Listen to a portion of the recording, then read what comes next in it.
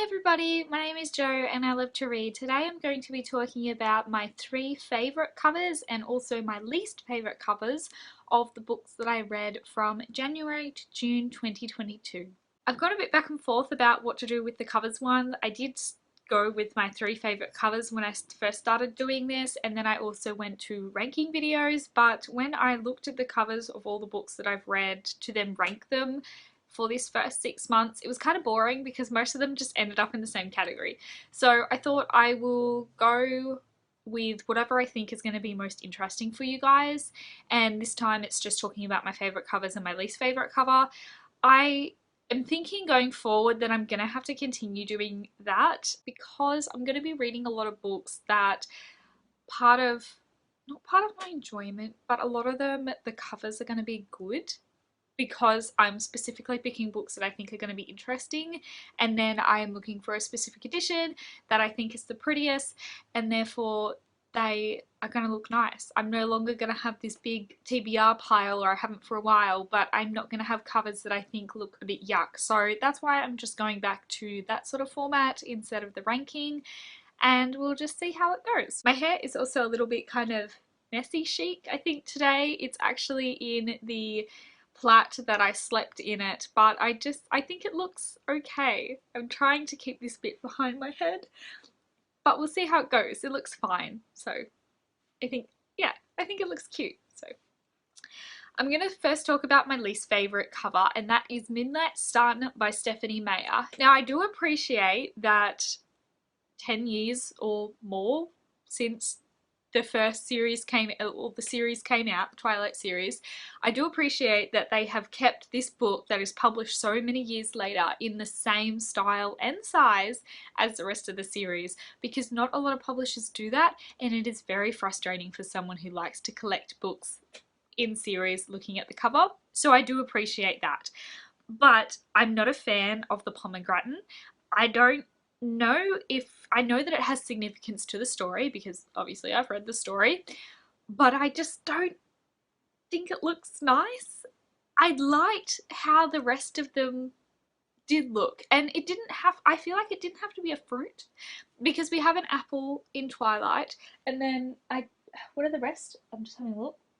There's a flower in New Moon, there is a piece of ribbon that's like fraying in the middle, which I guess she's got to decide to cut the ties between Edward and Jacob for Eclipse, and then there's chess pieces for Breaking Dawn. I don't think they needed the pomegranate. Whether it hopefully come up organically in Stephenie Meyer's writing and then they decided to take it from that is probably where it's come from, but couldn't they have picked a better picture? Like, I don't know.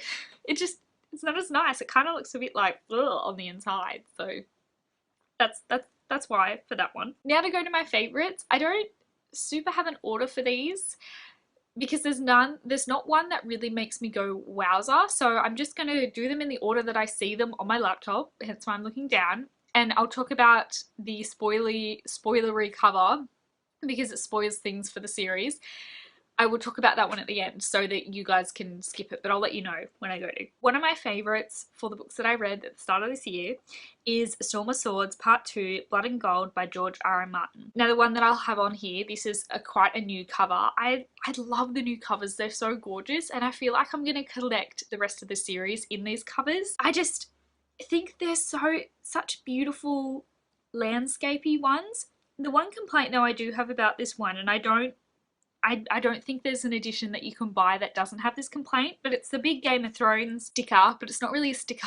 If it was a sticker, I'd just tear it off, but it's actually something that's embossed into it. And I get it. I know that it's like a marketing choice so that people that are browsing can be like, hey, I know that logo. I watched that. I loved it. Let's pick up the book. But I feel like it's interrupting the image because I really want to look more at the town that's on the edge of the water. I want to see more of it and I can't. But I love the blues, I love the colours in this. Storm, I think it's just perfect because it's a storm of swords, and I love the water, and I just think it's gorgeous and I could stare at it all day. But can we get rid of the Game of Thrones sticker? The next one I want to talk about is the particular edition of Jurassic Park by Michael Crichton that I've got. So you'll be able to see, but I have this beautiful white cover with a green dinosaur, not a green dinosaur, with a green backdrop on it, which I guess is that sort of hinting towards the fact that it's on like a lush island with greenery, maybe. And then a terrifying T-Rex that obviously in the actual book, it's not a skeleton. It is fleshed out, but that has become that sort of image and logo is Jurassic Park, is the actual skeleton. So we won't take points off for that. Initially, I was actually a little bit bummed about because of the lack of range of Jurassic Park books. I could have gone with the standard Jurassic Park logo-y one that everybody recognizes from the movies, but I decided not to. I didn't think that looked as nice. There were also a couple of special editions, but the one that I saw was like brown and I just wasn't as appealing. So I went with this one. Green's my favorite color. I think it's cute. I don't like that it's mass market paperback. They're never as easy to read. I actually had to break the spine as I do, but I think it's pretty anyways, regardless of all these other minor complaints. The next book that I'm going to talk about is the last one, but I'm going to kind of pair two together because I couldn't choose between them and I love both of them and all the hidden symbolism in them, and that is the last two in the Farseer trilogy by Rob and Hobb. So I'll talk about Royal Assassin first because talking about that is not going to be spoilers, but then I'll prepare you guys when I talk about the third one because there are spoilers, so I'll let you guys know. Anyways, Royal Assassin, the second one. I love the symbolism on them. I think they do such a remarkable job, and the artist obviously knew enough or had read enough or researched enough to know what to do. Because to begin with, in the R for Royal, it's done like an illuminated manuscript, which is correct for that time period. There is a wolf in it, Night Eyes. There is a big battle axe, which we know is what Fitz is good at. He turns into a bit of a berserker in battle and can achieve things, and that happens in that book as well, so it's good. And then up in the top right hand corner, there's a ship, which makes sense because this book is mainly about trying to stave off the red ships. It's a wonderful cover. Now I'm going to go into the next one, so this is going to be spoilers. Feel free to tap out here. Thanks so much for watching, but for those who are continuing on, Assassin's Quest, the dragon that I didn't notice and get myself. I didn't realize that there was dragons in it, and then even though there's a dragon on the cover, but I think it's amazing that there is a dragon on the cover. Going down into the big A, I don't know what the gold tool is that's this way. The tool that's this way looks like a chisel, which makes sense because Verity had to chisel the dragon. But let me just, I don't know, is it another tool? To me it looks like a bell that you would ring. What do you guys think it is that have read this book? What do you, or anybody that's come this far, what do you think it is? I'm just racking my brains to think. I don't feel like it's another like stone chiseling equipment. It looks like a bell to me.